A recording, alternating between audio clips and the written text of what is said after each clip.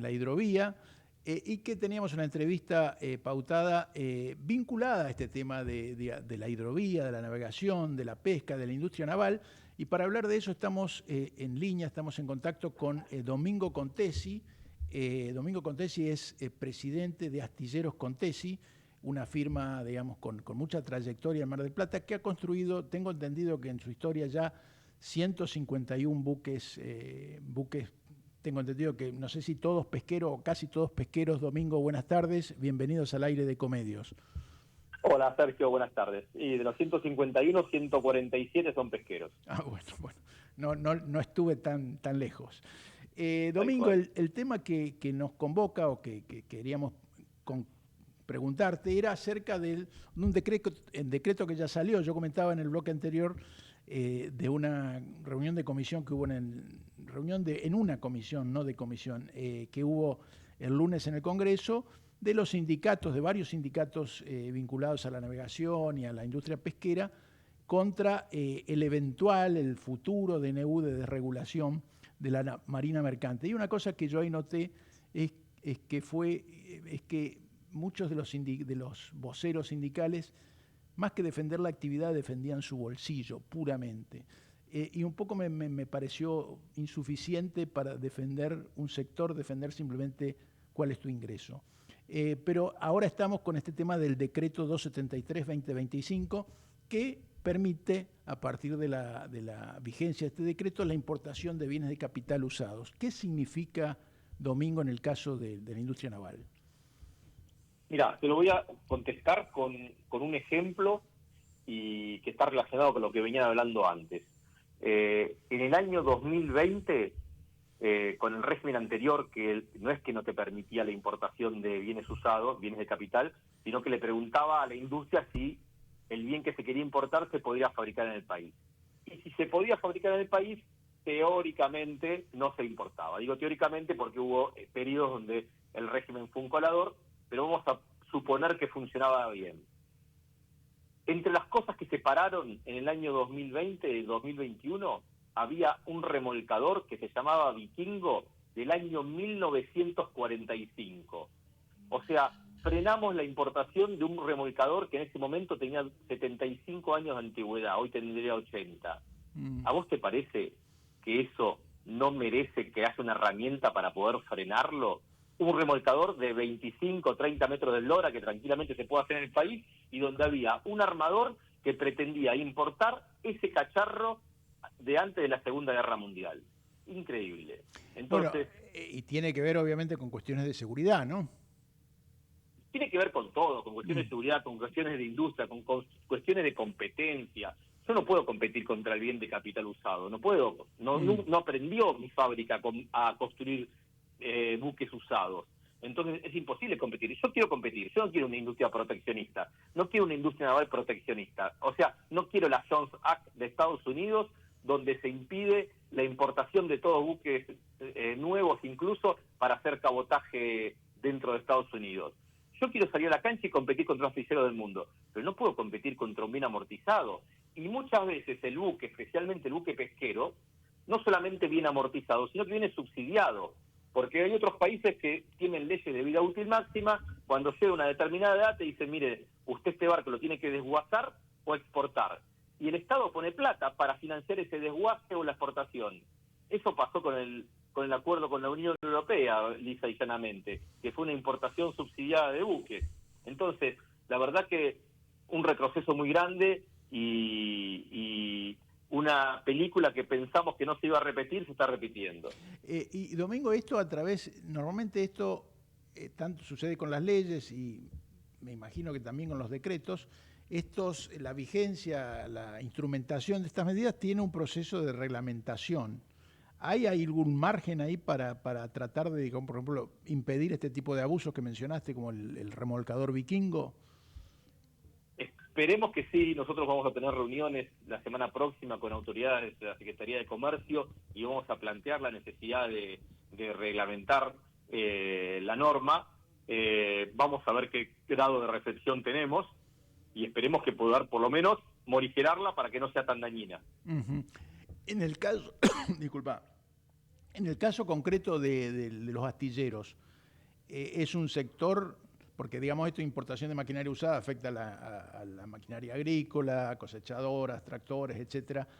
En el caso de la industria naval, que es el caso, digamos, en el que está en cursa tu empresa, ¿cómo es el cuadro de situación? ¿Cómo es el Mirá, cuadro que se puede discernir, que se puede presentar de aquí en adelante? el cuadro es gravísimo porque es una película, como te decía antes, que ya vimos, o sea, ya sabemos lo mal que incide esta política y lo bien que le hizo al sector y al propio sector pesquero cuando se pasó un mensaje claro de no más importación de barcos usados. Eh, Mira, otro ejemplo. En la Argentina nunca se había importado un buque rastrero nuevo. Es una locura esto, pero siempre se decía, a ver, no digo nunca porque a lo mejor en la década del 60 o del 50 me lo estoy comiendo, pero desde los 80 en adelante, o sea, en los últimos 30, 40 años, no se había importado un solo pesquero arrastrero nuevo. Se decía que era imposible, que no se podían pagar, que eran sumas fastuosas. A partir del momento que se dijo no se va a importar más barcos que se puedan construir en el país, no solamente hubo un boom de construcciones navales en los astilleros argentinos, donde se reactivaron astilleros que estaban cerrados, astilleros que hacían reparaciones se pusieron a construir barcos, sino que además aparecieron las importaciones de barcos nuevos y se importaron 14 barcos nuevos del extranjero. O sea, lo que parecía imposible se logró. Entonces, qué sencillo que es esto. Cuando el sector es rentable y funciona, invierte. Ahora, si vos le das al sector las posibilidades de hacer inversiones precarias, con la mentalidad del argentino, y especialmente de algunos armadores pesqueros que han vivido toda su vida en el corto plazo, y seguramente van a tratar de hacer la inversión más precaria posible. Bueno, yo pensaba, justamente estaba pensando que un tema era ese, ¿cuál será la reacción precisamente del sector pesquero, que está pasando un mal momento? Por lo menos dos de las tres Sí, principales a ver, especies están en un mal momento, pero si las cosas han sido así, si digamos, en el momento en que la industria naval prosperó y se pudieron construir, reparar e incluso importar algunos buques nuevos, el sector pesquero reaccionó y vio positivamente lo que sucedía. ¿Por qué no puede seguir sucediendo incluso en un marco de desregulación? Hago la mirá, pregunta a modo ingenuo para ver cuál sí, es sí, tu sí. respuesta. El consuelo de tontos es justamente lo que vos estás diciendo. Hoy la Ajá. pesca está tan mal que posiblemente no impacte mucho la medida porque nadie está pensando en este momento en traer un barco Mm. o en construir un barco nuevo. Nosotros las últimas 3 botaduras o 4 botaduras que hicimos despejamos gradas y a pesar de que teníamos 15 clientes en lista de espera, hoy nadie quiere empezar un barco nuevo. Entonces, eh, la pesca está tan mal que lo normal es que no se invierta. Ahora bien, dentro de lo mal que hay una serie de barcos que ya están en un estado calamitoso y Mm. que sale más caro repararlos que importar alguno de estos barcos viejos que todavía esté operativo. Entonces, lamentablemente va a tener incidencia esta medida y lamentablemente sé que hay algunos armadores que la estaban esperando justamente por esto. Bueno, en ese caso también hay un poco de, digamos, de mea culpa de parte del sector pesquero, que en muchas de estas cosas se siente como un aliado de ustedes, de la industria naval. Totalmente.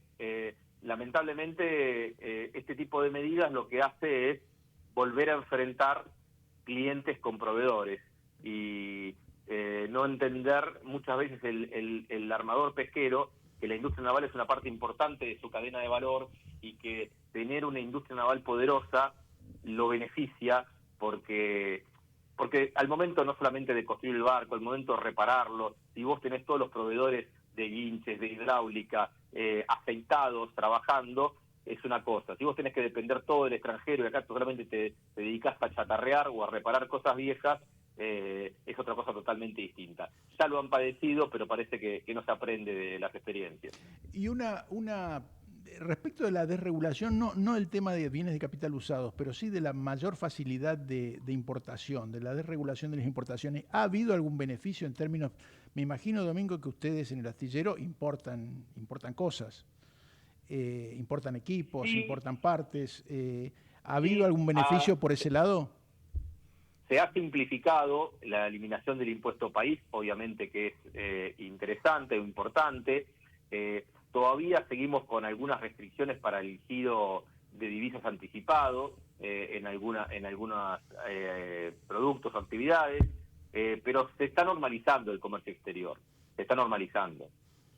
¿Y cómo mantenés en este momento, en un momento tan difícil del sector pesquero, que es el principal cliente, digamos, y con esta nueva medida, cómo mantenés la actividad en el astillero, Domingo?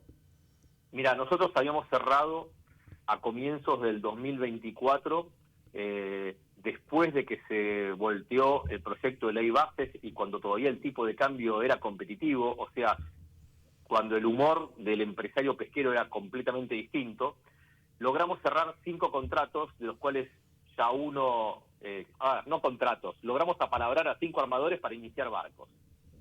Los terminamos iniciando algunos meses después, en el mes de mayo del 2024, y ahora los estamos entregando.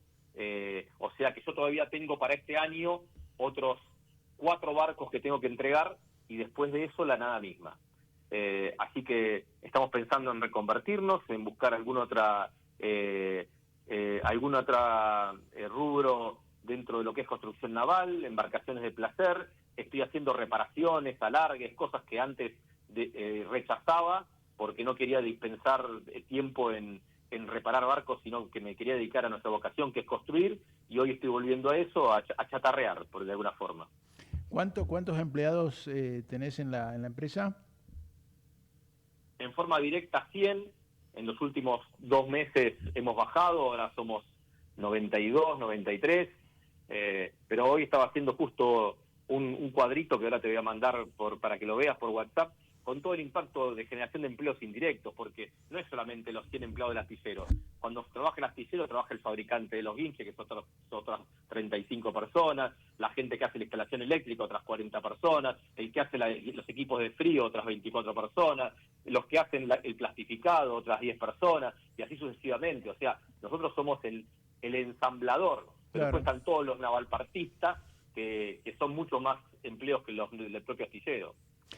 Bueno, Domingo, espero que, bueno, a través de la reglamentación, digamos, de la actividad económica, de la negociación política, eventualmente se pueda sortear del mejor modo posible esta situación que vos describías, de que, bueno, dijiste en un momento la nada misma después, y que no simplemente no tengas que achicarte a chatarrear, como dijiste, y que, bueno, y que la industria naval argentina siga así, y que Contesi, obviamente, sigan prosperando. Muchas gracias. Sergio. Ojalá, la verdad que son momentos muy tristes, estamos con el estado de ánimo muy caído, tanto los directivos como los propios trabajadores que se dan cuenta de esta situación y todos los días nos preguntan, che, ¿cómo seguimos? Che, ¿qué va a pasar? Y la verdad que no tenemos respuestas, y la verdad que nos da mucha tristeza porque a pesar de todas las dificultades, si algo que nos faltaba era el trabajo, y bueno, hoy falta el trabajo. De este tema, yo recuerdo que una vez me comentaste, Domingo, que habías logrado una reunión con el ministro Sturzenegger, le habían aplicado el tema de la pesca, y con este tema de la importación de maquinaria usada, ¿lograron llegar en la etapa previa al ministerio, al ministro? No, nunca. Yo me quedé con los contactos, le he enviado WhatsApp, le he enviado mails explicándole el daño que hacía. Mirá, lo voy a encarar del lado del pensamiento liberal, que de alguna forma yo me siento un empresario liberal en el sentido de que creo en las leyes del libre mercado, creo en la menor intromisión del Estado, pero el Estado nos dijo, voy a ordenar la macro y de la micro que se encarguen los privados. Pero sin embargo, hay 2 cosas. La primera, que este decreto 273 tiene un anexo de bienes que no se pueden importar usados. Son unos 700 posiciones arancelarias. Y todo el resto se va a poder importar usado con una mera declaración jurada. Ahora sí me pregunto, ¿con qué criterio se elaboró ese anexo? ¿Por qué algunas cosas están ahí y otras no? No hay nada más dirigista que esto. El Estado decidió quiénes son los ganadores y quiénes son los perdedores. Y yo quiero definirlo yo quién es el ganador. O sea, quiero que dependa de mí, no del Estado. El Estado me dijo, estos sectores no van a competir contra el bien de capital usado y estos otros sí. ¿Por qué hizo eso? O sea, no hay una intromisión en la micro más grande que esa. Claro. Así que, habría que, bueno, es tarea nuestra en todo caso investigar exactamente qué hay detrás de ese listado. Tal cual. Muchas gracias, Domingo. Buenas tardes. Un abrazo grande, gracias a vos. Hasta luego.